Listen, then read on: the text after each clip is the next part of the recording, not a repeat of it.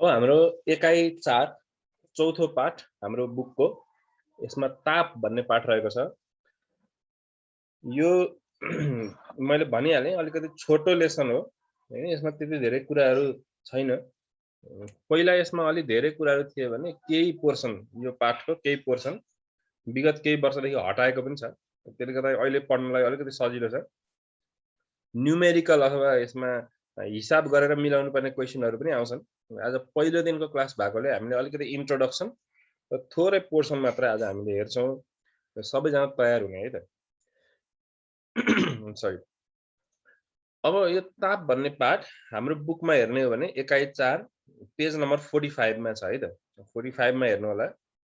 हामीले यो तापमा विशेष गरेर सुरुमा हामीले के कुरा पढ्छौँ भने ताप र तापक्रम है। ताप र तापक्रम अथवा हिट एन्ड टेम्परेचर हैन, यसको परिचय, यिनीहरूको के सम्बन्ध छ, यिनीहरू ताप भन्नु र तापक्रम भन्नु एउटै कुरा हो कि फरक कुरा हो कि हैन, फरक हो भने यिनीहरूमा के फरक छ, तापलाई हामीले कसरी नाप्ने, तापक्रमलाई कसरी नाप्ने, कुन एकाइमा नाप्ने, यी कुराहरू हामीले हेर्छौँ हैन। तापको एकदम महत्त्व छ हाम्रो जीवनमा हैन। ताप भएकै कारणले सजीवहरू चाहिँ जीवित छन् है। ताप भएन भने हामी सायद चाहे एनिमल्सहरू होस् अथवा प्लान्ट्सहरू होस्, तिनीहरू चाहिँ जीवित रहन सक्दैन।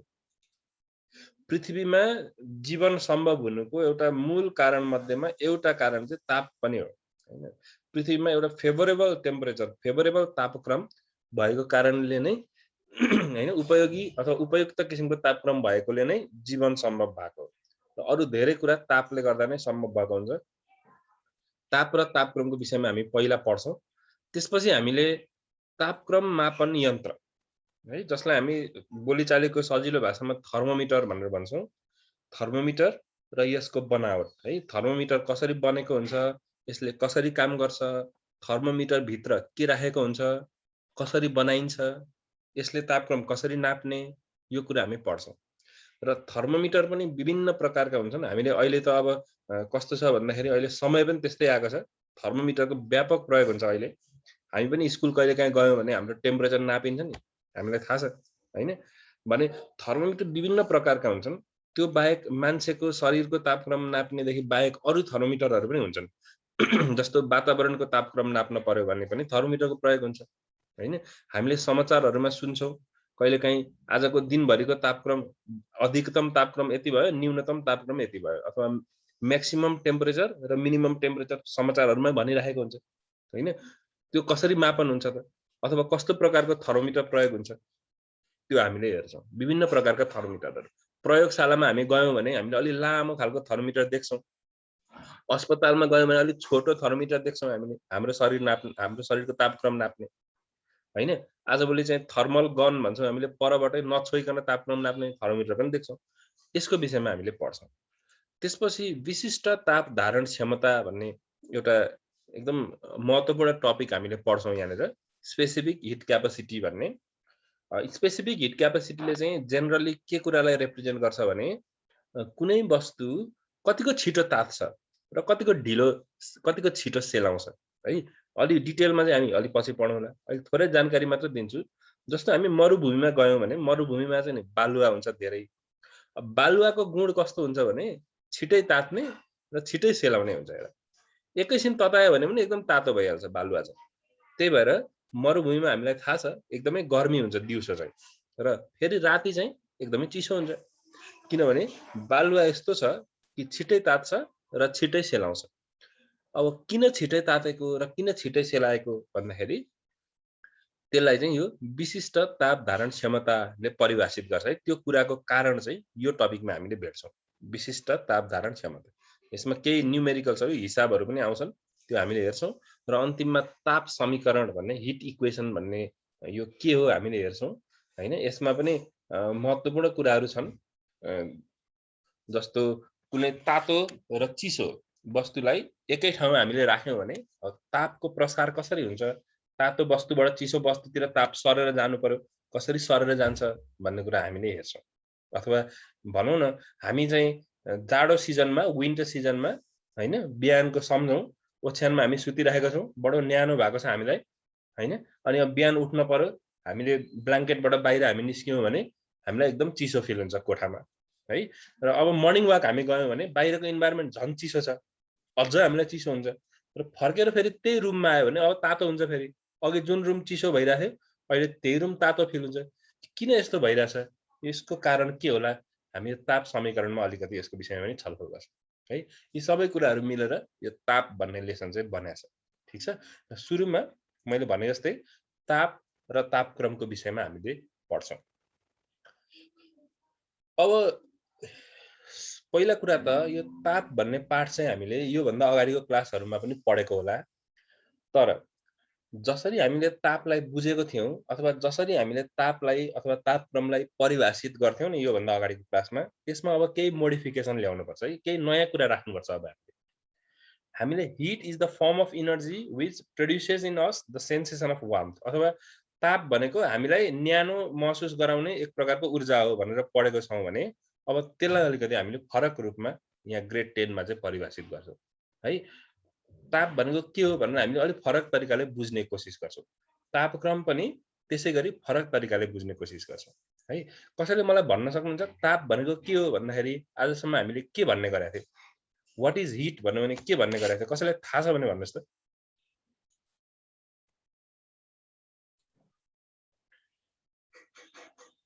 ठिकै छ है त। यसमा अब थाहा भएन भने अब हामीले थाहा पाउँछौँ। सबभन्दा पहिला कुरा त के बुझ तिमीहरूले भने, मानौ मैले कुनै वस्तुलाई छुएँ है, छुँदाखेरि मलाई एकदमै तातो भयो है, मेरो हातमा तातो फिल भयो भने तिमीले के कुरा बुझ त पहिला भन्दा, त्यो तातो हुँदाखेरि ओहो यसमा त ताप धेरै रहेछ भनेर हामीले भन्छौँ क्या बोलीचालीको भाषामा। तर मैले छोएर थाहा पाउने कुरा चाहिँ ताप होइन। ताप त छोएर थाहा हुँदैन। छुँदाखेरि तातो भयो चिसो भयो भने के भयो, त्यो कुरा चाहिँ तापक्रमलाई मात्र त्यसले रिप्रेजेन्ट गर्छ। तातो भयो छुँदा भने तिमीले भन्नुपर्छ यसको तापक्रम चाहिँ बढी रहेछ। ताप बढी हुन पनि सक्छ नहुन पनि सक्छ। ताप र तापक्रम फरक छन् है। पहिला तापको कुरा गरौँ। मानव एउटा यस्तो वस्तु छ मसँग, कुनै एउटा वस्तु छ है, कुनै एउटा ठोस वस्तु छ, यो मसँग भएको वस्तु भयो। अब हामीलाई थाहा छ सबै वस्तुहरू के मिलेर बनेको हुन्छन् त भन्दाखेरि अणुहरू मिलेर बनेको हुन्छन्। यसलाई अलिकति बुझ्ने है। के मिलेर बनेको हुन्छन् त? अणुहरू मिलेर बनेको हुन्छन् अथवा मोलिक्युलहरू मिलेर बनेको हुन्छन्। यसलाई हामीले एकदम डिटेलमा गएर हेर्यौँ भने हामीलाई थाहा छ यो वस्तु के मिलेर बनेको हुन्छ त? साना साना यी अणुहरू मिलेर बनेको हुन्छ। यो वस्तुका मोलिक्युलहरू हुन् है यिनीहरू है, मोलिक्युलहरू हुन्। अब मानौ यो वस्तुलाई मैले के गर्छु भन्दाखेरि बाहिरबाट ताप दिन्छु र यसलाई म तताउँछु है। अब यसलाई मैले तताउन थालेँ। यसलाई मैले तताउन थालेँ भने अब यो वस्तु तात्दै जाँदाखेरि के हुन्छ भनेदेखि यो वस्तुमा भएका जुन अणुहरू छन्, जुन मोलिक्युलहरू छन्, ती मोलिक्युलहरू चाहिँ यसरी भाइब्रेट गर्न थाल्छन्। यो मोलिक्युल भयो आफ्नो स्थानबाट यता दायाँ बायाँ दायाँ बायाँ यसरी ओसिलेट अथवा यो भनौँ न यो चल्न थाल्छ है।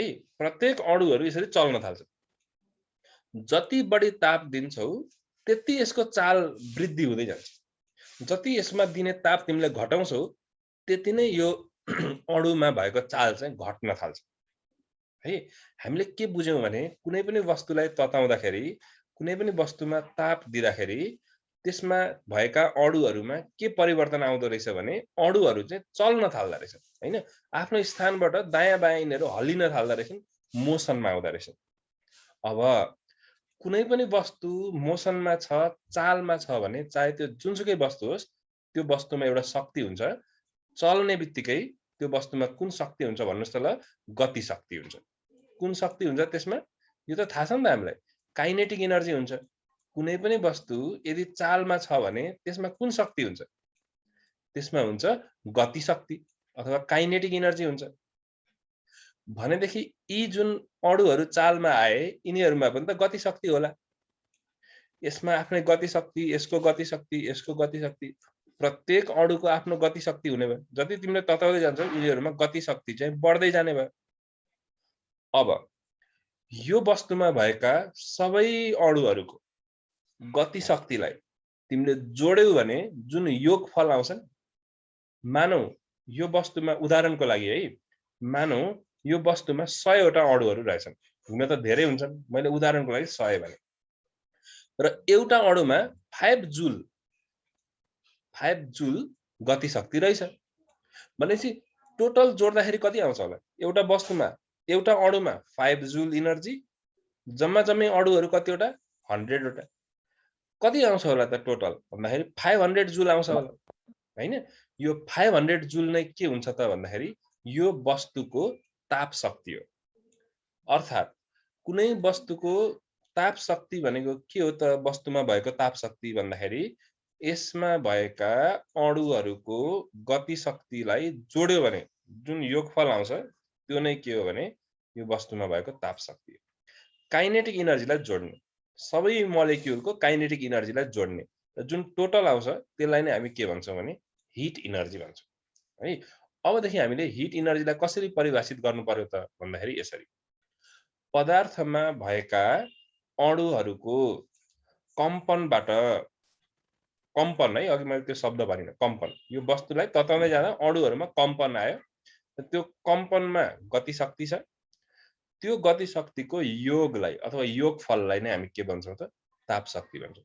Some of the kinetic energy of the molecules present in the body. वस्तुमा जुन मोलेक्युल्सहरू छन् त्यसमा भएको गति शक्तिलाई जोड्यौँ भने ताप शक्ति आउँछ। यहाँसम्म त पक्कै बुझियो होला।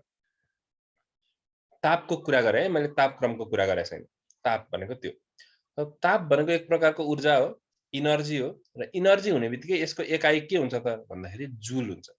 कुनै पनि प्रकारको शक्तिलाई हामी जहिले पनि जुल भन्ने एकाइमा नाप्छौँ, तापलाई पनि हामी जुल एकाइमा नाप्छौँ। यहाँसम्म पनि बुझियो। अब यो तापलाई नाप्ने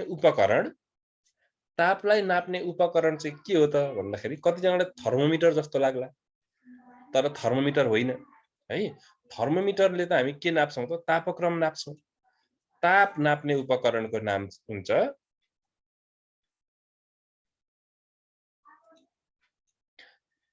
ताप मापन गर्ने उपकरणको नाम हुन्छ calorimeter. Okay, it's name is calorimeter. कुन उपकरणले तापको मापन गरिन्छ? क्यालोरीमिटर। कुन एकाइमा मापन गरिन्छ? जुल एकाइमा है। यो तापको मापन गर्ने सूत्र पनि छ, सूत्रबाट पनि नाप्न सक्छौँ हामीले होइन। फिजिकल्ली भौतिक रूपमा ताप नाप्ने हो भने त्यतिखेर क्यालोरीमिटर भन्ने उपकरण प्रयोग गर्नु पर्यो। र ताप भनेको के हो त?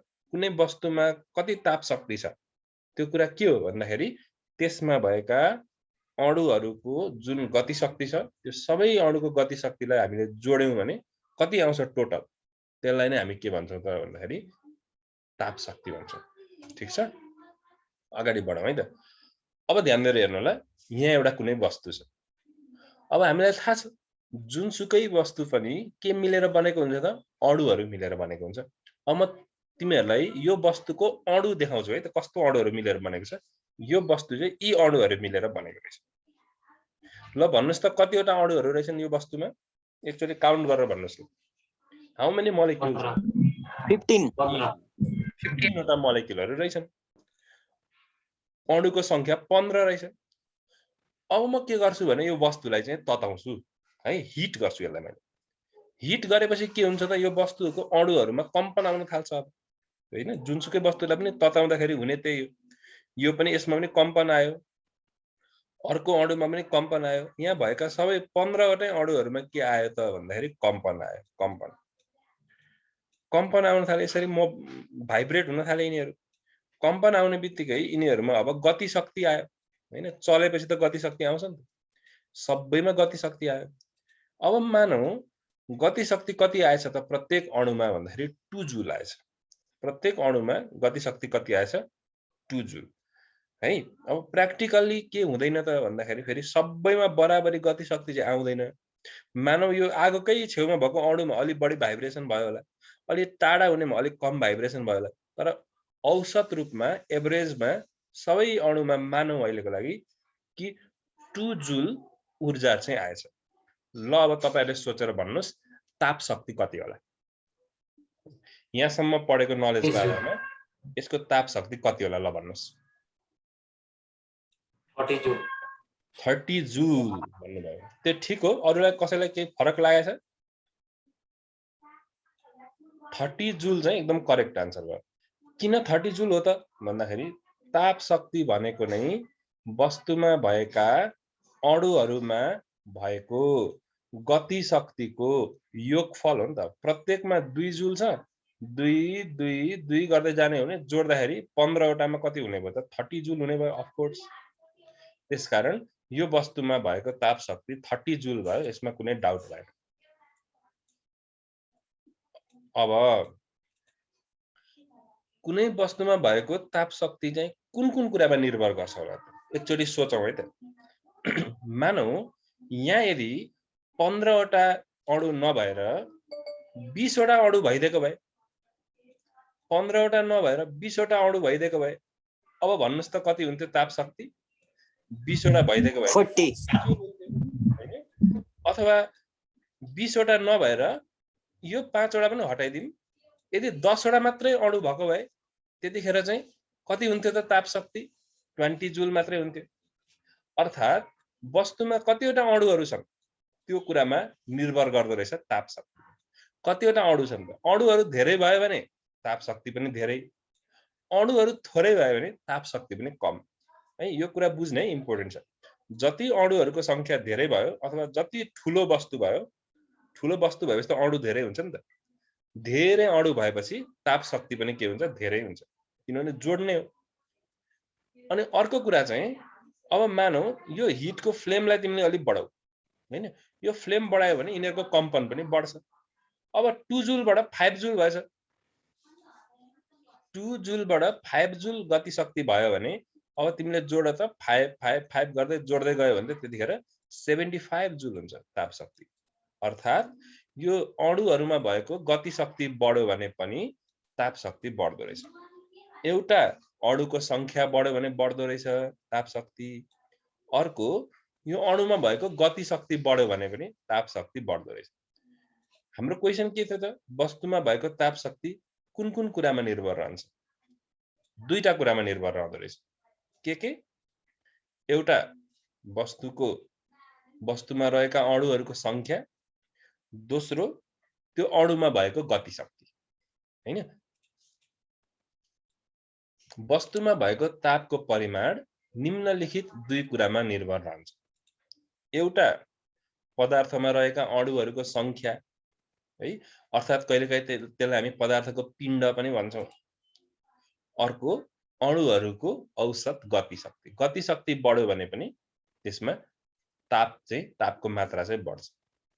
हामीले के थाहा पायौं त तापको बारेमा भन्दा अणुहरुमा भएको गति शक्तिको योगफललाई ताप भनिदो रहेछ। एक यो ताप चाहिँ दुईटा कुरामा निर्भर गर्दो रहेछ। एउटा अणुहरुको संख्या, दोस्रो अणुमा भएको गति शक्ति। अनि तापलाई मेजर गरिदो रहेछ, नापिदो रहेछ क्यालोरीमिटर युज गरेर। कुन एकाइमा नापिदो रहेछ त भन्दाखेरि जुल एकाइमा है। यहाँसम्म हामीलाई थाहा भयो। अब थोरै तापक्रमको कुरा गरौँ। अब ताप र तापक्रम त फरक छ भनेको छ। के फरक छ त? अहिलेकै उदाहरण ल्याउँछु मैले है। त एउटा वस्तु छ, यो वस्तुलाई मैले राम्रोसँग स्टडी गरे भने यसभित्र चाहिँ अब मोलेक्युलहरु छन् अथवा अणुहरु छन्। कुनै पनि वस्तु अणु मिलेर बन्छ। यो वस्तुलाई मैले तताएँ, ल भन्नुस् त तताएपछि के हुन्छ? अणुहरु टाढा टाढा हुन थाल्छ। टाढा हुन्छन् होइन, गलत भयो है। तापउत्पन्न हुन्छ। टाढा पनि हुन्छन् हुन चाहिँ, तर त्यो टाढा हुने कुरा यहाँ सम्बन्धित छैन। अहिले के भन्नु पर्यो भने अणुहरुमा कम्पन उत्पन्न हुन्छ हैन। अणुहरु चाहिँ भाइब्रेट गर्न थाल्छ। प्रत्येक अणुमा के हुन्छ भने के देखिन्छ त? गति शक्ति देखिन्छ। अब हेर है त, सबै अणुहरुको गति शक्तिलाई तिमीले जोड्यौ भने जुन टोटल आउँछ त्यो टोटललाई त ताप शक्ति भनिन्छ। अघि त्यो कुरा भइहाल्यो। अब सबै अणुहरुलाई जोड्ने होइन, एउटा मात्र अणुलाई हेर्ने। एउटा मात्र अणुको औसत गति शक्ति कति छ? एउटा मात्र अणुको है औसत गति शक्ति कति छ? त्यसलाई चाहिँ हामी के भन्छौं भने तापक्रम भन्छौं। ओके, सबै अणुको जोड्यो भने चाहिँ त्यो ताप शक्ति हुन्छ। एउटा मात्र अणुको औसत गति शक्ति कति छ त्यो हेर्यौं भने त्यो चाहिँ के हुन्छ त भन्दाखेरि तापक्रम हुन्छ। ओके, तापक्रममा चाहिँ अब सबैलाई जोड्न पर्दैन, यो सबैको औसत निकाल्ने हो है। औसत भनेको अझ सजिलोसँग बुझ्ने हो भने एउटा मात्र अणुको गति शक्तिको औसत हेरौं न कति हुन्छ। त्यो औसतलाई हामी के भन्छौं भने तापक्रम भन्छौं है। अब यो औसत भएको हुनाले तिमीले जतिसुकै अणुहरुको संख्या बढाऊ, जति अणुको संख्या बढाए पनि अघि के भएको थियो भने तापमा चाहिँ अणुको संख्या बढाउँदै जाँदाखेरि ताप पनि बढ्दै गएको थियो, ताप शक्ति बढेको थियो, किनभने हामीले टोटल फाइन्ड गर्थ्यौं। तर अब तापक्रममा चाहिँ के हुँदैन त भन्दा तिमी अणुको संख्या जतिसुकै बढाउँदै जाऊ हैन, तापक्रम बढ्ने घट्ने हुँदैन। किनभने तापक्रममा हामीले के हेर्छौं त एउटा मात्र कुनै एउटा अणुमा फोकस गरेर हेर्छौं, त्यसको औसत गति शक्ति कति छ त त्यो हेर्छौं हामी। त्यसकारण अणुहरूको संख्या बढेर यसलाई फरक पर्दैन है। औसत भएको हुनाले अब तापक्रमलाई हामीले कसरी परिभाषित गर्ने त भन्दाखेरि अब अलिकति फरक कुरा लेख्नु पर्यो। पदार्थका अणुहरूमा भएको औसत गति शक्ति। अघि चाहिँ हामीले के भनेको थियो त गति शक्तिको योगफल भनेको थियो अघि चाहिँ। सबै अणुहरूको गति शक्तिलाई जोड्ने भनेको थियो भने यहाँ चाहिँ औसत गति शक्तिलाई हामी के भन्छौं त तापक्रम भन्छौं है। पदार्थका अणुहरूमा भएको औसत गति शक्तिलाई हामी के भन्छौं त तापक्रम भन्छौं। अब यसलाई कुन एकाइमा नापिन्छ त थाहा होला पक्कै पनि। तीनटा विशेष गरेर तीनटा एकाइहरू छन् है। यो डिग्री सेन्टिग्रेड, कहिलेकाहीँ हामी डिग्री सेल्सियस पनि भन्छौं, यो डिग्री फरेनहाइट है, र यो के हो त केल्भिन। यसमा डिग्री लेखिदैन है, केल्भिन मात्रमा के मात्र लेखिन्छ, डिग्री लेखिदैन। डिग्री सेल्सियस, डिग्री फरेनहाइट र केल्भिन, यिनीहरू मध्येमा यो तापक्रमको एसआई युनिट चाहिँ हैन, एसआई एकाइ चाहिँ कुन हो त भन्दाखेरि केल्भिन हो है त। Calvin is the SI unit. ठीक छ। र यसलाई नाप्ने उपकरण सबैलाई थाहा छ, इन्स्ट्रुमेन्ट के हो त थर्मोमिटर। तापक्रम नाप्नलाई के प्रयोग गरिन्छ, थर्मोमिटर। एउटा उदाहरण फेरि हेरौँ है त। मानौ यो वस्तु छ मसँग, ध्यान दिएर सुन्नु होला, अहिकै उदाहरण हो। यो वस्तुभित्र के छन् त अणुहरू छन्। कतिवटा अणुहरू छन् ल भन्नुहोस्, अहिकै हो यो 15 वटा अणुहरू छन्। यसलाई म अब तताउँछु, तताएपछि के हुन्छ, यसका अणुहरूमा कम्पन सुरु हुन्छ। कम्पन भइसकेपछि प्रत्येक अणुमा के आउँछ त भन्दाखेरि गति शक्ति आउँछ हैन। मानौ कि प्रत्येक अणुहरूमा 2 जुल गति शक्ति आएछ है, 2 जुल आएछ। अब यो सबै 2 जुल 2 जुल 2 जुल गर्दै तिमी जोड्दै गयो भने त 30 आउँछ। त्यो 30 चाहिँ ताप शक्ति हुन्छ। तर नजोडिकन यसको औसत मात्र, यो अणुहरूको औसत गति शक्ति कति छ त 2 जुल छ नि हो। यो 2 ले चाहिँ तापक्रमलाई जनाउँछ। तिमीले यहाँ 5 वटा अरु थप्यौ भने पनि ताप शक्ति भएको भए चाहिँ 30 बाट 40 हुन्थ्यो। तर तापक्रम चाहिँ 2 को 2 नै रहन्छ। जतिसुकै अणुको संख्या बढाऊ तापक्रममा फरक पर्दैन हैन। किनभने यो जोड्ने कुरा हैन, तापक्रम चाहिँ एउटा मात्रै अणुको गति शक्ति हो। त्यसकारण चाहिँ अब तिमीले जतिसुकै अणुको संख्या बढाऊ यसबाट तापक्रम बढ्ने अथवा घट्ने हुँदैन। त्यसो भए यसको तापक्रम के कुरामा निर्भर गर्छ होला? वस्तुमा भएको तापक्रम के कुरामा निर्भर गर्छ होला? हामीले ताप चाहिँ अघि थाहा पायौं दुईटा कुरामा निर्भर गर्दो रहेछ। तर तापक्रम चाहिँ के कुरामा निर्भर गर्छ त भन्दा सुन्नुस् है त, वस्तुमा भएका अणुहरूको संख्यामा निर्भर गर्दैन।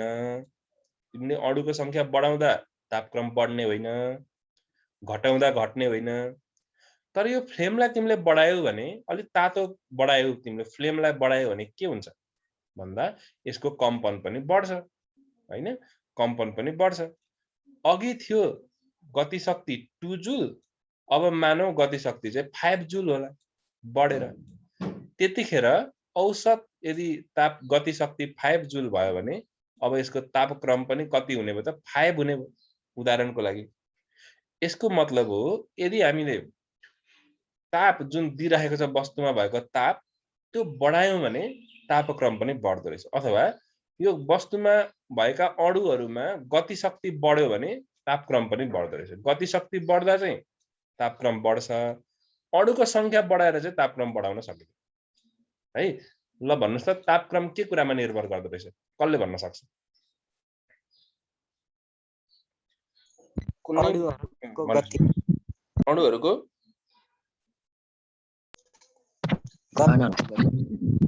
भन्नुस् त। अणुहरूको औसत गति शक्तिमा निर्भर रहन्छ तापक्रम। तर ताप चाहिँ दुईटा कुरामा निर्भर रहन्छ। ताप एउटा अणुहरूको औसत गति शक्ति, अर्को अणुहरूको संख्या है। यसकारण ताप र तापक्रममा फरक छ। के फरक छ त ताप र तापक्रममा भन्ने क्वेशन पनि धेरै सोधिन्छ। फरक छुट्याउनुहोस् भनेर हामीले यसरी फरक जान्नुपर्छ है। ताप ताप भनेको पदार्थमा भएका अणुहरूको कम्पनबाट उत्पन्न गति शक्तिको योगलाई हामी ताप शक्ति भन्छौं। यो ताप शक्ति भनेको अघि हामीले परिभाषा त पढेकै छौं, त्यही परिभाषालाई लेख्न सक्यो पहिलो फरकमा। दोस्रो फरकमा यसको एसआई एकाइ तापको जुल हुने भयो, तापक्रमको केल्भिन हैन, यो पनि लेख्न सक्यो। यसलाई नाप्ने उपकरणको नाम पनि हामीले फरक छुट्याउनेमा लेख्न सक्यौं, अथवा अरु कुनै फरक हुन्छ भने पनि लेख्न सक्यौं। ओके, अब एउटा लास्ट स्लाइडको रूपमा एउटा सानो यहाँ क्वेशन जस्तो छ, यसमा थोरै डिस्कसन गरौँ है त, अनि यो सकिन्छ। ताप र तापक्रमको कुरा मानौ यहाँ मसँग एउटा बलिरहेको सलाइको काटी छ, बुझौँ है यसलाई।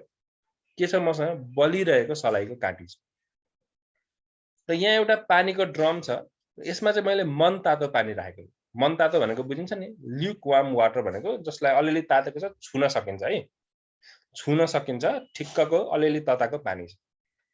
तर यहाँ धेरै पानी छ नि त, 1000 लिटर छ मानौ है, 1000 लिटर छ। यो म्याच स्टिक सलाइको काटी बलिरहेको छ। ल मलाई तपाईले सोचेर भन्नुस् त, यो दुईटा मध्येमा कुन वस्तुमा चाहिँ तापक्रम बढी होला? यसमा बढी तापक्रम होला कि यसमा बढी तापक्रम होला? भन्नुस् त।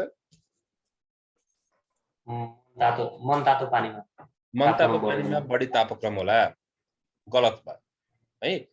कुनमा बढी तापक्रम हुन्छ त भन्दाखेरि सलाइको काटीमा बढी तापक्रम हुन्छ। किन? किनभने यसमा भएका अणुहरूको कम्पन है पक्कै पनि बढी छ। अथवा तापक्रम त सजिलैसँग हामीले छोएर पनि छुट्याउन सक्छौं। हामीले छोएर थाहा पाउने कुरा तापक्रम हो। मन तातो पानीलाई छोएर हेरौं, सलाइको काटी बलिरहेको बेलामा छोएर हेरौं, कुनमा बढी तातो हुन्छ? अफ कोर्स बलिरहेको सलाइको काटीमा बढी तातो हुन्छ, यसलाई त छुनै सकिदैन। यसमा बढी तापक्रम हुन्छ है। तापक्रम त सलाइको काटीमा बढी हुँदो रहेछ, तर ताप शक्ति चाहिँ कुनमा बढी होला त? अब भन्दा ल भनौं त, ताप शक्ति कुनमा बढी होला? हो, ताप शक्ति चाहिँ फेरि मन तातो पानीमा बढी हुन्छ। किन? किनभने यसमा अणुहरू एकदमै धेरै छन् नि त। अणुहरू त अब 1000 लिटर वाटरमा त एकदमै धेरै छन्। यो बलिरहेको सलाइको काटीमा अलि थोरै अणुहरू छन्। अनि एउटा अणुको कम्पन धेरै भए तापनि अणुको संख्या नै कम भइसकेपछि योगफल त कम नै आउने भयो। तर यहाँ अणुहरूको संख्या एकदमै धेरै भइसकेपछि एउटा अणुको कम्पन अलि कम भए तापनि टोटल जोड्दाखेरि त अणुको संख्या धेरै भएको कारणले योगफल धेरै आउँछ र ताप शक्ति धेरै हुन्छ है। ताप शक्ति चाहिँ अणुहरूको संख्यामा निर्भर गर्छ। अनि यहाँ अणुहरू एकदम धेरै छन्, त्यही भएर यसमा ताप शक्ति बढी छ। यसमा अणुहरूको संख्या अलि कम छ, त्यसकारण यसमा ताप शक्ति कम हुन सक्छ। यो उदाहरणले के कुरा मात्र जनाउन खोजेको हो भने ताप र तापक्रम एउटै होइन। तापक्रम बढी भएर पनि ताप कम हुन सक्छ, अथवा तापक्रम कम भएर पनि ताप बढी हुन सक्छ। जस्तो यसमा तापक्रम कम थियो, temperature was less but heat is more. यसमा temperature was more but heat is less. कुनै वस्तु तातो भएर पनि, तातो हुनु चिसो हुनु भनेको तापक्रम हो है। कुनै वस्तु तातो भएर पनि त्यसमा ताप शक्ति कम हुन सक्दो रहेछ। कुनै वस्तु तुलनात्मक रूपमा चिसो भएर पनि त्यसमा ताप शक्ति धेरै भएको हुन सक्दो रहेछ। हामीले के थाहा पायौं भने ताप र तापक्रम फरक कुरा रहेछन्। इनफ्याक्ट ताप कारण हो र तापक्रम चाहिँ असर हो है। तापको कारणले तापक्रमको सिर्जना हुन्छ। ताप is the hit is the cause, temperature is the effect है। यो कारण हो, यो असर हो। र आज हामीले ताप र तापक्रमको विषयमा फरक थाहा पायौं, परिभाषा थाहा पायौं है। परिभाषा चाहिँ अब जहिले पनि हामीले आणविक परिभाषा लेख्नुपर्छ, अणुसँग सम्बन्धित परिभाषा जुन आज हामीले पढ्यौं। अणुहरूमा भएका गति शक्तिको योगफललाई ताप शक्ति भन्ने, अणुहरूमा भएको गति शक्तिको औसतलाई हामी तापक्रम भन्ने है। यो कुराहरू पढ्यौं। अब अर्को दिनको क्लासमा भने हामी ताप मापन यन्त्र अर्थात् थर्मोमिटरको विषयमा पढ्छौं।